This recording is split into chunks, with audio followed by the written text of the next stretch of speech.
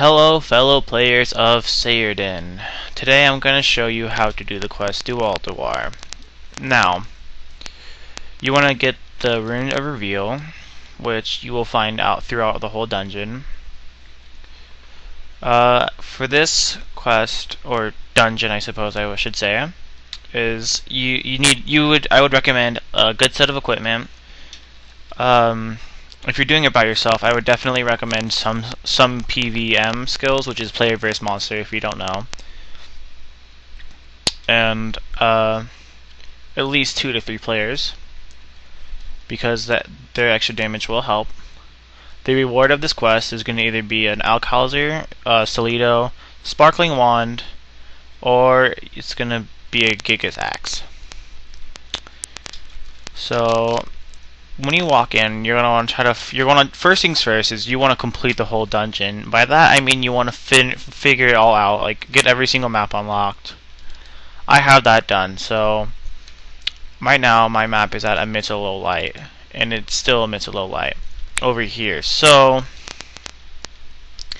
that means it's gonna be about 2 lanes over, I suppose. I could be wrong. So I'm gonna try going to the left side of the map. Let's try here first. Okay, so it's probably gonna be in this lane actually.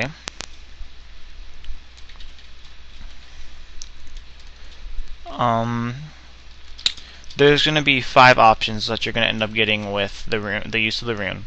One's going to be dark red, and it's going to say the magic source is nowhere near here, which is your cue to go as far away as far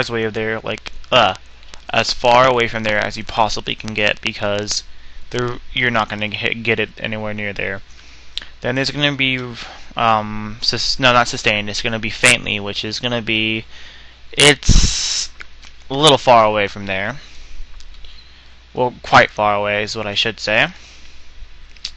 And then you're going to get amidst a low light, which is a dark yellow, I would say. And it's going to say that it's kind of like middle, you know. Not too far, not too close.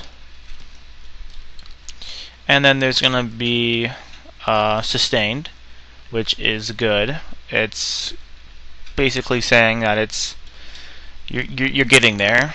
And then there's going to be brightly, which is basically you're pretty hot and near there. And then the last one is going to be is where it opens a portal.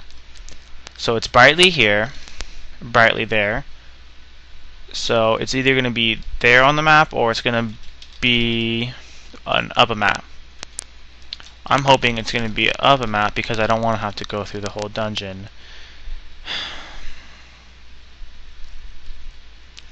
Which unfortunately it is not. But just in case, I'm going to check down here a little bit. Oh yeah, so there's been a recent update for those of you who are older players that runes are quite more easy to find because they spawn faster, monsters drop them, and the monsters drop rate is a good one out of every kill, one out of every 5 kills. So I have the general idea of where I'm going to find it.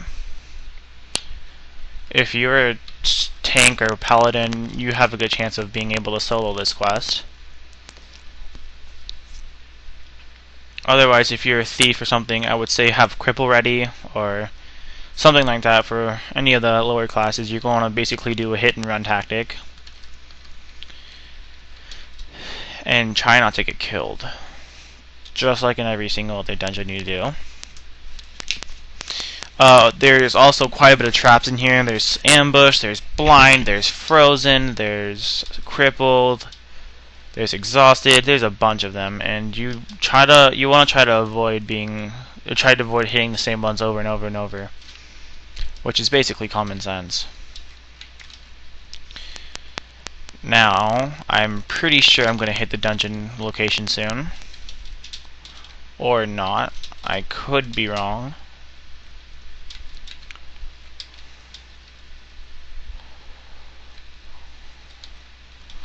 Dang, I have found quite a bit of rune. Overview at least. Now, if you ever get caught in an ambush, you kind of just want to tank your way out. Focus on one, not all. Especially if you're not the tank type, you're kind of a squish kind of person. So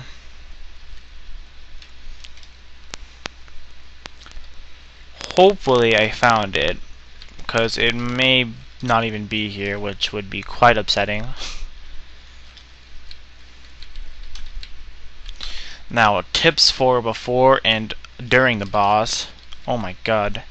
But tips and during and before boss would definitely be have full mana, have one of your most powerful spells ready to cast as you go in, and then have it where you can have it where the cooldown is already cooled down. So I'm gonna wait for my regen to kick in. Now, tips during the boss is you want to make sure that he cannot hit little black mages, because he basically feeds off them, which makes his defense go higher and his damage go up higher. It's basically lost if he turns completely red, because you'll be hitting 4s and 5s, and he'll be doing hundreds and hundreds. And even if you can manage to kill it, the blobs, I guess, is what they're called. They will be doing a lot of damage to you. So the best option in that kind of situation is trying to get cornered by one of the black mages itself, because they don't do damage unless you're, I think, a low set of equipment. You want to try to get cornered by those if you're heavy set, and you want to try to log out as fast as you can, because those the blobs do not play around. They do quite a bit of damage. Now, as you can see, you just go for a straight out tank fight if you're a lower level. I mean, if you're a heavy set, but if you're lower level and you're not a tank type, you definitely want to do a hit and run tactic, and you definitely want to use all your spells on him, and you want to avoid using it on the sacrifice.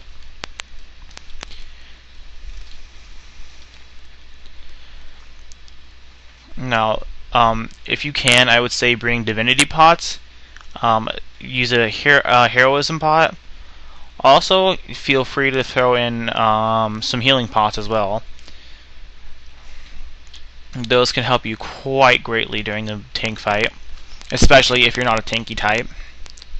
Even the divinity pots can end up saving your life when you get to the blobs, because the blobs are not nice.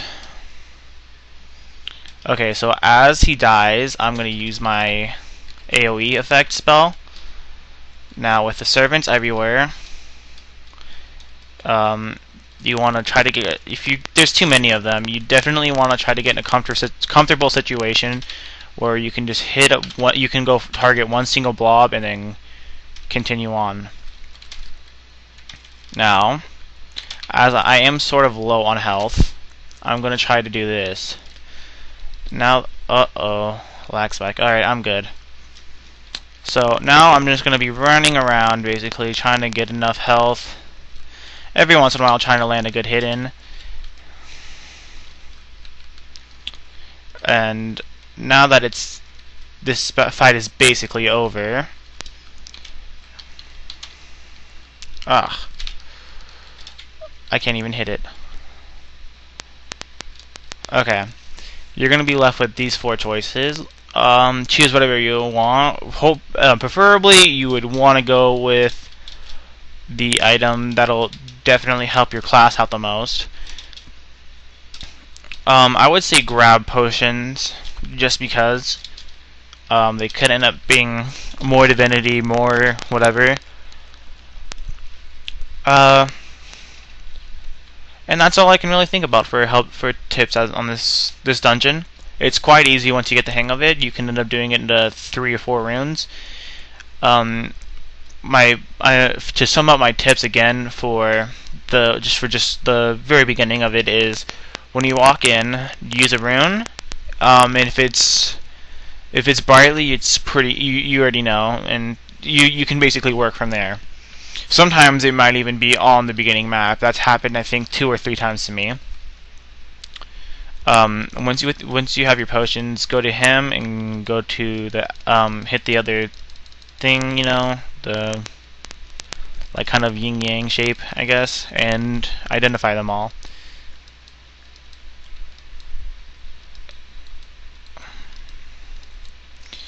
You obviously want to get rid of the bad potions, especially potions of pain. And also, for a quick potion tip, never drink something you don't know what it is. It can turn quite bad quite fast. Anyways, thank you for watching my guide. If you need any help, just comment on the video. Read the description, because I'll post all of the account names that I have that I can gladly assist you on. Anyways, thanks for watching. I'll be looking forward to making my next quest guide or dungeon guide, whatever you want to call it.